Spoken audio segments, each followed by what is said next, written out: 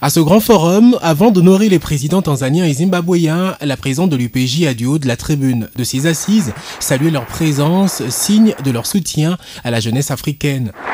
Pour le président tanzanien Jakaya Kikwete, le prix de la paix, haute distinction de la jeunesse africaine pour son engagement dans le maintien de la paix dans le continent.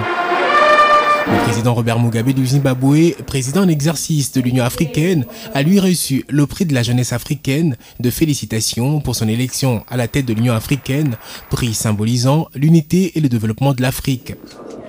La présidente de l'UPJ va également remettre à titre symbolique un cadeau composé d'une carte d'Afrique et une girafe au vice-président du comité consultatif du Parti communiste chinois. Événement qui va se suivre de cette réunion bilatérale entre l'Union panafricaine de la jeunesse et la Fédération de la jeunesse chinoise, représentée par son secrétaire général.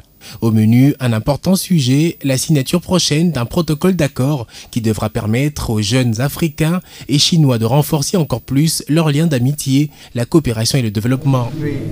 Après Arusha, la présidente de l'UPJ a rejoint son équipe à Dar es Salaam pour une réunion extraordinaire depuis l'hôtel Kilimanjaro. Réunion qui va se focaliser sur le projet de protocole d'accord entre l'Union panafricaine de la jeunesse et la Commission de l'Union africaine pour accélérer la mise en œuvre des programmes de la jeunesse du continent. La réunion va également évaluer les 100 jours de ce nouveau comité au service de la jeunesse africaine avec des rapports des vice-présidents régionaux. Bilan positif de Francine Muyumba et son équipe expliqué aux médias locaux et internationaux dans une conférence de presse qu'elle a co-animée avec son secrétaire général adjoint pour l'Afrique de l'Est en présence de tout le comité, saluant aussi le bon déroulement de l'élection présidentielle au Nigeria. Conférence de presse au cours de laquelle tous vont condamner l'extrême terrorisme qui a coûté la vie à plus de 147 jeunes étudiants kenyans, faisant appel aux dirigeants africains de se mobiliser derrière le président kenyan Uhuru Kenyatta afin de lutter contre ce phénomène qui fait plus de victimes au sein de la jeunesse. Avant de quitter la Tanzanie, de quelques heures qui lui restaient, la présidente de l'UPJ et son secrétaire général adjoint pour l'Afrique de l'Est ont visité Mama Maria Nyerere, épouse de Mwalimu Julius Nyerere, premier président de la République unie de Tanzanie et père de l'indépendance.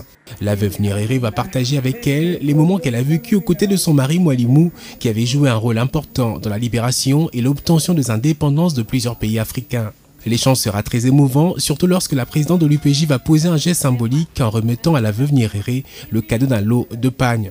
Ensuite, s'en suivra une visite guidée dans le salon de l'ancien président sous les explications de l'un de ses fils. Salon qui a vu passer plusieurs autres leaders d'Afrique et du monde. Et enfin, la présidente de l'UPJ s'est rendue à l'Institut de leadership pour le développement Uongozi Institute.